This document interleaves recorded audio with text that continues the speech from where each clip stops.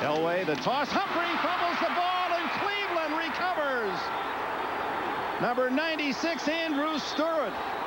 Stewart, a 4th-round draft pick, a rookie from Cincinnati, and how quickly things turn. An option play down the line of scrimmage. Elway and the toss. Quite naturally, they haven't practiced all year. There's the pitch out. It's thrown behind Humphrey, and he was looking down the field and trying to catch the lateral at the same time. Took his eye off it. So the Browns have the ball on the turnover. They'll start from their own 7. She's all ours. Going into business, got something new. Gonna paint the town, red, white, and blue. I'm coming through this bar. Nice place. How about some customers?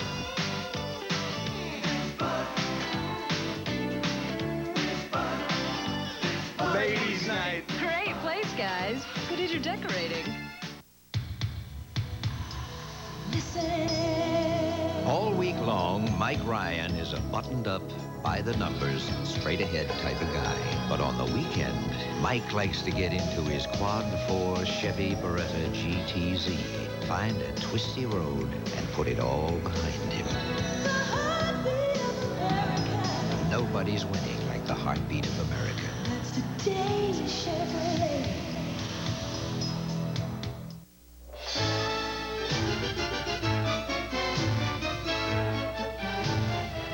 United Airlines, from the ground up, rededicated to giving you the service you deserve. Come fly the friendly skies. 5 minutes. Bud Carson saw the drive and the fumble, and his team has recovered and will start from the 7-yard line. And here's how Cleveland will set itself offensively with Bernie Kosar at quarterback.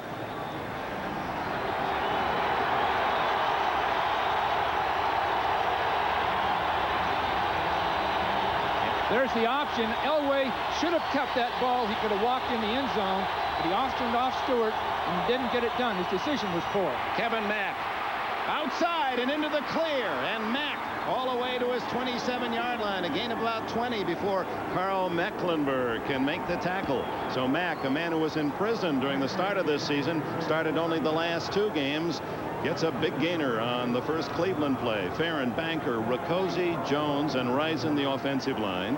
Mack and the speedster, the rookie, Eric Metcalf in the backfield. Slaughter and Langhorne wideouts. Ozzie Newsome, the tight end. He goes out along with Metcalf, and Lawyer Tillman and Brian Brennan are used when they go to the 4 wides. First down from the 27. Kosar's first pass is to Metcalf. He's hit immediately by Dennis Smith, the Pro Bowl safety for the Broncos.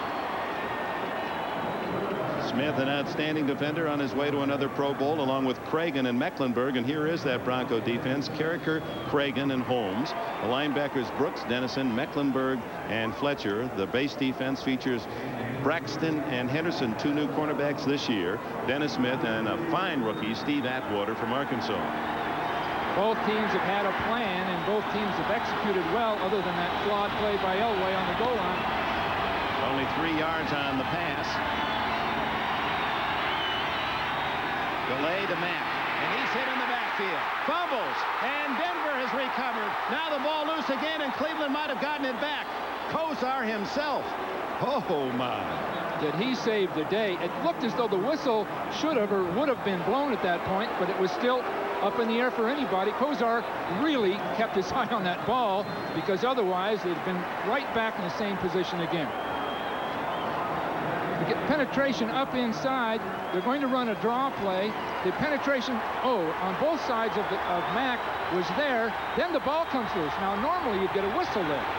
It wasn't blown. Fortunately, Kosar was there. Ron Holmes had it for Denver, lost it, and Kosar in the right spot. Now 3rd and long as the crowd increases the vocal intensity. Kosar deep down the middle, incomplete to Reggie Langhorne. Well, the adrenaline is really flowing right now. Both teams coming out with excellent plans. Both plans appearing to be very, very equitable, feasible to use. but both teams so hyped up that they're making mistakes, just physical mistakes related to emotion. Now that'll all calm down, and then we'll see which team is really the strongest. Brian Wagner, who punted more than any NFL kicker this year, nearly 100 times, 97, will root it out, kicking from about his own 10-yard line to Vance Johnson back at the Denver 35.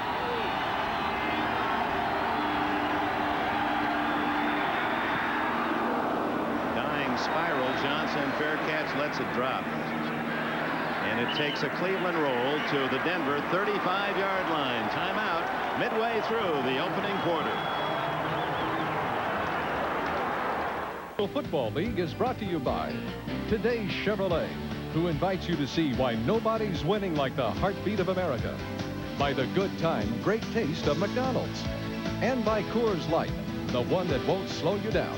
The Silver Bullet is the right beer now. As you can see off in the distance, very light traffic in this mile-high city.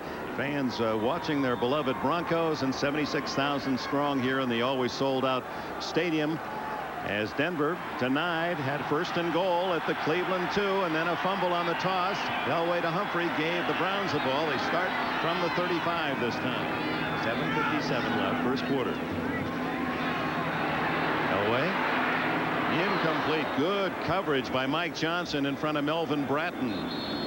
Let's go back to the fumble. Right, Dick. A play that may or may not make a difference in this game. We'll find out as the game progresses. Is an option play. Stewart is isolated. Lanier does a fine job of blocking. You'll see the swing back, and you'll see Elway coming down the line of scrimmage. Now, as he comes down the line of scrimmage, he pitches the ball almost prematurely right there, and is fumbled naturally. Now, Elway could very well have kept that ball and just turned up the field, but that's related primarily of the fact that it's a new play and they haven't practiced it. Naturally, it's not bread and butter for Elway, but that could very well have made the difference. You knew that Denver was going to come up with something on that goal line. The injured Bronco is Pat Kelly, the tight end, and that is a critical injury because that's the one spot where Denver is hurting. Clarence Kay, the regular starting tight end, has a thigh muscle injury and does not start today. Kelly from Syracuse in his stead. You see Orson Mobley now, the third tight end, as the Browns carry only 2. Broncos have 3, and Kelly appears to be seriously hurt. Clarence Kay, despite the thigh injury, wanted to go in, and Reeves has called him back. And Kelly was so excited. We talked with him 2 days ago at the Denver practice about his opportunity. It was his first NFL start, and it apparently will be a brief opportunity. He had said he never expected in his life to play in a championship game like this, let alone, you'll see right here, you'll see right there how that thing occurs. And it's unfortunate because he had planned on this and it had been so important to him, the first championship game, and he was starting. The problem they have now is Mobley is really the H-back. He's the third tight end. So he's going to have to play a position he's not that familiar with. And above and beyond that, Denver, using 2 and 3 tight ends on occasion, only have 1 available at this point. So that takes some of the plays away from Elway to his tight end. There is Mobley in motion. Elway to the sidelines, incomplete to Michael Young. Frank Minifield, Pro Bowl corner, 3rd consecutive start for Minifield. Well covered by this young man from Louisville. 5-man rush by Cleveland. Bud Carson doesn't feel you should zone Elway. He doesn't feel you want to drop off and wait. He wants to attack him with 5 pass rushers, contain him, and make sure he has Elway taken care of. Then expect his quick corners to cover the receivers. A little different approach than other teams take. But again, Carson coach defense has not lost to an Elway quarterback team. Again this year. There's that pressure from outside. Elway breaks away and then caught from behind. A shoe comes off as the tackle is made again by Thane Gash out at the 40-yard line. Check the penalty. The gain was 5 on the scramble. Well, this formula that Carson has developed over a period of time will bring people from the outside, again, collapsing on Elway. Very difficult. It looks as though they were moving a little early. Dick Hantak is the referee. Offside, defense, 5-yard penalty. Repeat the 3rd down. Now you're going to see blitzes coming from the outside, and people corralling Elway inside, so there isn't anywhere to go. But again, so anxious to get there, they move, and now as they get to him, he, with his great instincts, he just has a narrow margin to split people, and he does it. So it's 3rd and 5 after the penalty. Both coaching staffs, especially upstairs here with Dick with us, are looking at this strategy and trying to map it out to make their adjustments, because both teams, in a sense, have surprised the other with their tactics. Mark Jackson in motion, the man who caught the pass on the drive game. The throw underneath, complete to Vance Johnson, 50, and into Cleveland territory at the 47 with a first down. Well, we clearly had a pick play. That the technique and skill of it is really sophisticated, but they were able to get a man open that was tightly covered by using a blitz. Vance Johnson with a great season. You're going to see a blitz coming from up inside. Harper all the way inside. People just about getting there, but down the field, 2 receivers basically picked right there. You see, picked to get that pass completed on 3rd and about 6. So Denver again in Cleveland territory, both possessions. Humphrey. Caught from behind by David Grayson, and he's a linebacker that has the speed to catch it back from the chase position. Grayson, who runs a 4.5. His dad was a great player for the Raiders. I believe he's here today. David Grayson was a 49er draft choice, and in my wisdom, we released him. Now he's one of the best linebackers in football. His dad, Dave, a Raiders defensive back for many years. 2nd down and 8. The point of attack was well blocked that time. It took Grayson to catch it from behind.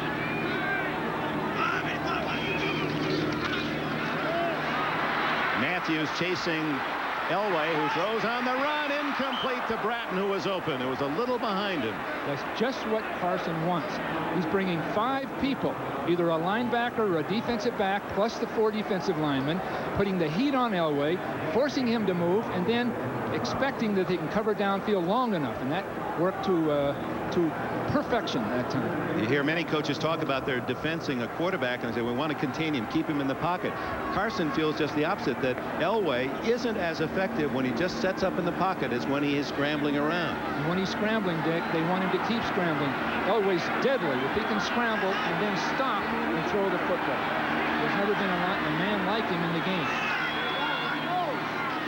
Here they come again. And the throw complete to Johnson. Vance Johnson shy of the first down at the 39-yard line as Clay Matthews came back to help out Hanford Dixon. Again, blitzing from the outside, bringing extra people, and it worked because they didn't get the first down. You see Gash coming from the outside, number 30 right there. Elway has to throw quickly, and people are just close enough, including Matthews, to getting to the ball and stop the first down. So the strategy is very, very effective. I'm sure that Mike Shanahan's upstairs mapping out how they'll deal with that strategy. Moran with an average of 40.4, but his net is 34.3, and he's very good in these positions where he just lofts it toward the sideline, and we'll see where they mark this one. It'll be at the 15-yard line of the Cleveland Browns. Timeout. Exactly 5 minutes left in a scoreless opening quarter. Of professional football, Mike Shanahan upstairs, the quarterback coach John Elway, saying, hey, that number 30's playing in the backfield. How do we stop him? Well, the key for this now is for Elway to throw the ball straight up the field and not throw those slants or those outs. Throw it up the field, either that or get more pass protectors, because there are more rushers than there are protectors at this point. Now the Browns with their second opportunity. They start from the 15-yard line. No score. 5 minutes to go. First quarter. Oh, almost intercepted by Tyrone Braxton as the pass thrown behind Webster Slaughter. Now let's talk about Bernie Kosar. Here's a man who's playing with more than his share of ills, and for a right-handed pitcher, he really has a bum arm. His elbow is heavily bandaged. Well documented his troubles late in the season. It looked like the Browns were out of it. He couldn't complete a pass, much less throw a long one. And now he has an injured index finger and a fascinating contraption on there, a rubber band around the base of that finger to try to give that ligament support. And that's the last thing that the football feels when you throw it, is the tip of that index finger. You see the signal stick. They're signaling to each other. It's an audible play, most likely a pass. Down the middle, a wobbly pass, intercepted by Dennis Smith. And he's down at the 32-yard line. Well, they signaled the pass. They saw the defense, but there are 2 throws in a row that Elway had the ball fly on him. It floated on him. And again, Dick, that relates to his problem with his elbow and his finger. He talked to us about his throwing motion having to be changed. Now watch this ball take off on him. There isn't enough wind to justify that throw, so it's got to be his elbow. And it could be that he can settle down and correct that. Otherwise, they're in real trouble. He said that he can't totally lengthen his arm, and so he can't truly follow through, and that means that his passes tend to sail. He said, I finally figured it out the last 3 games. I've been aiming low because I know I'm going to throw high naturally. Well, he was way too high that time. That's a real tough adjustment. Play action to Humphrey, and Elway wants a big one. He's got it to Mark Jackson at the 20-yard line. Thane Gash makes the tackle. Now that's something that Denver used that Cleveland has not seen all year. Faking a strong side sweep, a slot formation, 2 receivers to his left, faking a run to the right, then pivoting and drilling the ball straight up the field. You'll see a release straight up the field with Jackson, a man swinging in behind it that attracts 2 defenders. Look how open he is. Now, Cleveland hadn't seen this before, so now they'll adjust to that. They'll be ready for it the next time they see it. Gash, Cleveland's leading tackler this year. He had 1 more than Mike Johnson. Put quite a hit on Mark Jackson. First down after 12-yard pickup. And Humphrey gets 5 more. Michael Dean Perry and Robert Banks haul him down to the turf, which seems to be not in the soft condition that we saw a week ago when the Broncos barely survived the test of the Pittsburgh Steelers. But down on the ends, there are some loose spots. The grass is well worn. It's really difficult, very dry weather, and then having to water it and not completing the job. So some areas soft, some areas hard. The key for Denver, Humphrey hasn't been stopped yet. He's the one factor that Cleveland really can't match up to. And it's Humphrey again. This time, Big Daddy Carl Hairston meets him at the line of scrimmage, and the 14-year veteran from Maryland Eastern Shore. Boy, will he ever age at 37, still playing solid football. And he's needed in a game like this. That maturity, that calm maturity is vital for these younger players, because both teams have any number of players playing new positions for the first year or even rookies in these lineups. And he really likes Michael Dean Perry. He said, that kid's so good, I'm going to play another year.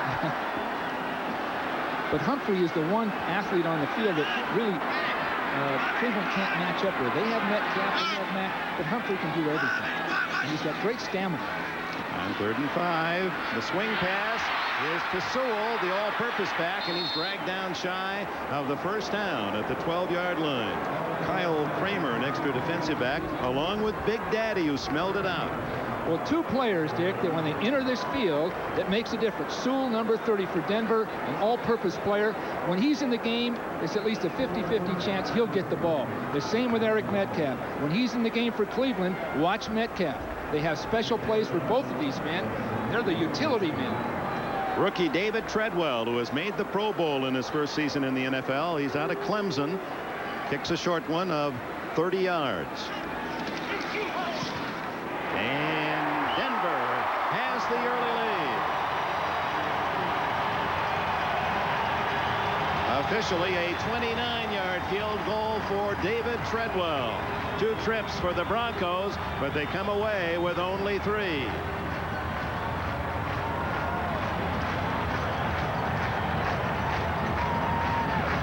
East of Colorado, Mile High Stadium, 76,000 fans painting a bright orange picture as Treadwell, who has given the Broncos a 3-0 advantage with 2 minutes left in the first quarter, will kick it off.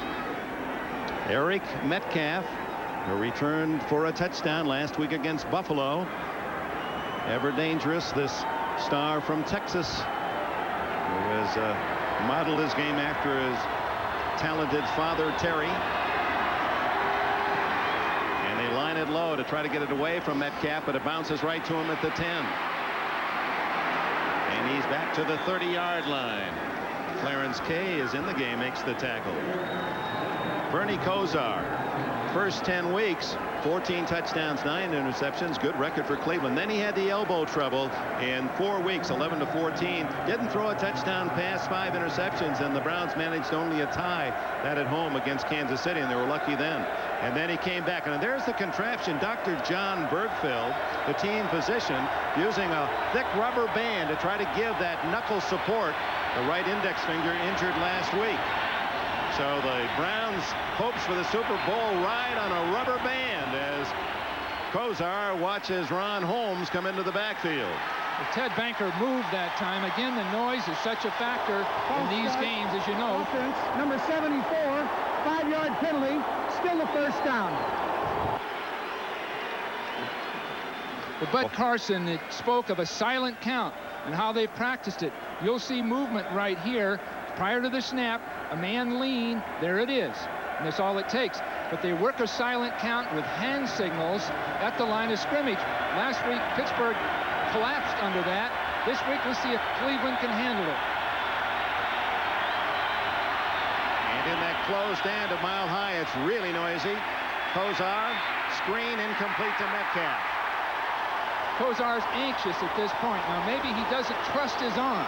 That time it was a screen pass that was developing well. He threw it a full count too early. Metcalf really couldn't get around to catch it. But prior, we've seen him overthrow too. So at this point, he probably, what's going through his mind is, how can I settle down and get my ball in there accurately and time it well? Because right now he's out of sync. Well, and that offside penalty right off the bat gives him 1st and 15, where if he wanted to go to the run, already he's in the hole. Right. And again, the point's well taken as Bud Carson was alerted to that. That defensive lineman with all the noise, and you know the opposition having trouble, they'll lean forward. They are allowed to move forward, and the offensive tackle thinks that they've heard the count, and so they react to it, and you get the easy 5. He's going to the referee with crowd noise, talking to the referee. Interesting to see how that will be interpreted. Delay. See, now they've gone from trying to help the offense to actually penalizing the offense because of the noise. Incredible. At some point, Dick, this noise factor will be developed, because my feeling, the only way to deal with it would be some kind of an audio system in the helmet. The quarterback can talk to his team right from this point in the huddle until the ball snap, and everyone can hear the snap count. I think that's the only way we'll ever deal with crowd noise. There isn't any other way to orchestrate it. Tim Manoa now the back behind Kosar. Kosar just doesn't want a mistake here. Under pressure. Uh-oh. Incomplete. Webster Slaughter, and he was lucky that Wyman Henderson, who was covering on the play, had slipped, because that pass was floating out there, and Henderson might have had a shot at a big interception. Well, Michael Brooks, coming from Kosar's right, almost got there. He penetrated. Kosar had to hurry the throw. Again, he just missed it by inches. Just missed it by inches. Now you'll see him coming from the outside and getting real penetration. Kosar had to throw the ball a little early, and again, his accuracy isn't really there. There's that push coming inside. Fletcher had a hand on him, so that's how tight it is. Kosar again using that silent count, and the crowd making it very tough. The handoff inside is to Kevin Mack, and he gets some of the yards back out to the 27, 28-yard line, but the Browns will have to punt, and the crowd knows that it indeed is a big factor again today.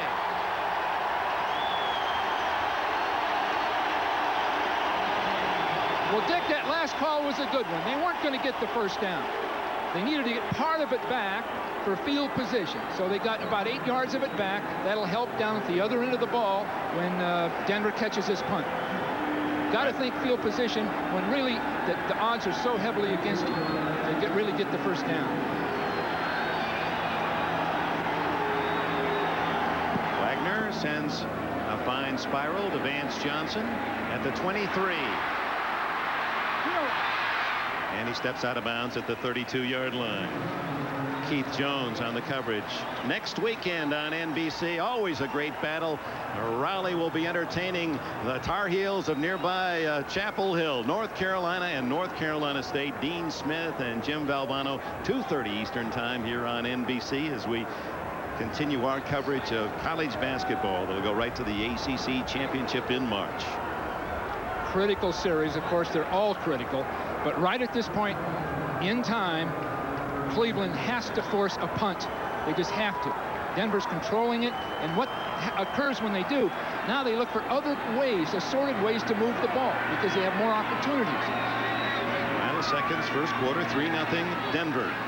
Elway underneath. And it goes to Melvin Bratton. Clay Matthews covers.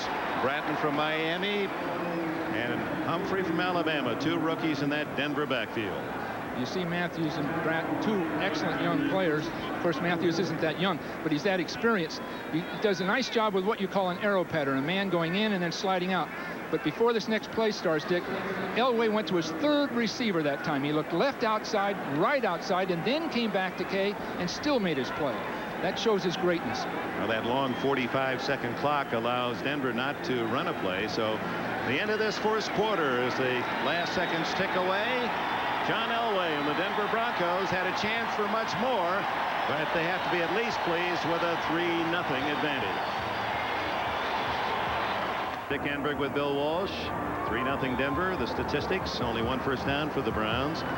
They got one pass completed at Kozar, 3 yards, and all the yardage, 127-25, belonging to Denver, yet they lead just 3-0. Denver ball, second down and 3 at the 40. Big blitz. And incomplete to Melvin Bratton. Pass thrown a little away from the fullback. Tom Gibson was putting pressure on Elway. They're really disrupting the Denver attack, but Elway's brilliance is getting some plays developed.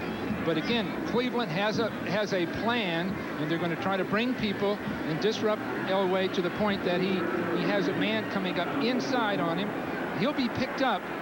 Matthews will be picked up here finally. You see, no, he really wasn't. He just couldn't get there because Elway gave ground. The strategy is good, but until Kozar can get it together, Cleveland's going to be at a distinct disadvantage.